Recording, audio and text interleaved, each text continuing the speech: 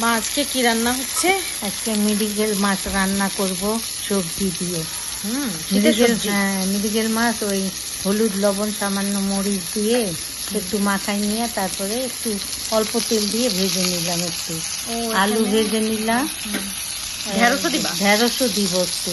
এটা ঝোল খাইতে ভালো লাগে আর কি, শীতের দিনে সবজি। হ্যাঁ, শীতের দিনে সবজি। মাছটা কি বেশি কড়কড়া করে ভাজলা? না, মাঝারি মাঝারি ভেজে নিলাম। একটু কপি দিব, কপি একটু ভাপাই নিলাম, কারণ কপি এখানকার কপি দেখলাম খুব ভালো, এই জন্য ঝোল খাইতে ইচ্ছে করলো।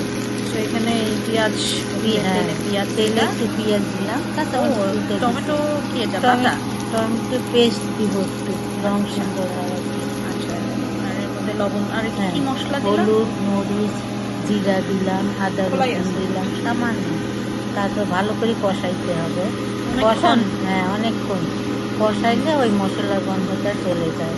তার মধ্যে আবার ওই টমেটো পেস্ট একটু দিব, দিয়ে তারপরে কষাই। টমেটো পেস্টটা কেন দিলাম? ওটা একটু স্বাদও হবে আর রংটা খুব সুন্দর হয় তরকারি। আর আলুটাকে তো আলু ভেজে নিই। হ্যাঁ, ভেজে নিলাম ওই মাছের মতোই। হ্যাঁ হ্যাঁ, লবণ হালকা হলুদ লবণ দিয়া। আর এই কপিটাই সবার প্রথমে দিলাম।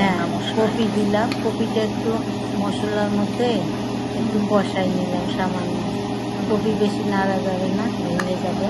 তারপর আলু দিলাম, আলু দিয়ে তারপর অনেকক্ষণ কষালাম। আচ্ছা, কষাতেই আমাদের বেশ কিছুক্ষণ তাহলে এই সবজি কষাইতে হবে। বাট তুমি তো ঢেঁড়স দিচ্ছ না এখন। ঢেঁড়স একদম নামানোর আগে দিলে ঢেঁড়সটা ঠিক হয়ে যাবে। তাহলে আমাদের এখন এই কপিটাই কষানো হবে। আর তুমি তো টমেটো ভেজে নিছি একটা। এটা কি ওই আস্তে আস্তে ওরকম? হ্যাঁ, ওই যখন ঢেঁড়স দিব ওই টমেটো দিয়ে দিব নামার আগে। আচ্ছা, যাতে ওই খাওয়ার সময় টমেটোটা একটু আস্তে আস্তে থাকে। তারপরে দিলা আলু।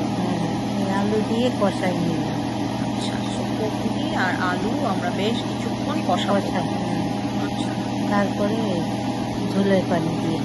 আচ্ছা আচ্ছা, অল্প করে একটু পানি কষানোর সময়। আচ্ছা, তো তাহলে মানে দেখা গেছে মাছ তো আসলে অর্ধেক কুক হয়েই আছে, বাট সবজিটাকে তুমি বেশ কিছুক্ষণ সবজিটা একটু এই পানি দিয়ে ঢেঁড়সটা দিয়ে দিলা। হ্যাঁ, ঝোলের পানি দিলাম, তারপর ঢেঁড়স দিলাম। আচ্ছা, তারপর কিছুক্ষণ পর আবার ওই মাছগুলো দিয়ে দিব। নামানোর আগে মাছ দিতে হয়, দিয়ে ঢেকে দিয়ে তারপর আবার উল্টাই দিতে হয় মাছগুলা। আচ্ছা, কারণ মাছ তো ভাজাই আছে, মাছ ভাজা তো। তারপর লাস্টে ধনিয়া পাতা দিব আর কি। আচ্ছা, তো তাহলে আমাদের তো ধনিয়া পাতা কেটে কেটে দিতে হবে। বাট তুমি তো নর্মালি এমনিতেই এই যে তোমার বিখ্যাত হাতে হাতেই কেটে দিয়ে দাও আর কি। ধনিয়া পাতা কেটে দিয়ে তারপরে চুলা কমাই দিয়ে কিছুক্ষণ। এটার মধ্যে একটু ডালের বড়ি দিতে পারলে বেশ হতো না? ডালের বড়ি দিলে আরো ভালো। আমরা তো জানি না অবশ্যই এই দেশে ডালের বড়ির টেস্ট কেমন হবে, বাট রান্নাটা দেখে তো সেই রকম লাগতেছে। না, এই দেশের তরকারি ভালো, খুব খাইতে মজা। দেখলাম কপি, দেখলাম বেশ। বাবা, দেখতে তো খুবই সুন্দর হয়েছে। জম্পেশ খাওয়া দাওয়া হবে আজকে। এক তরকারি এক ভাত, নানান রকমের, এত আইটেমের কিছু নাই, একটা আইটেম হলেই হয়ে যায়।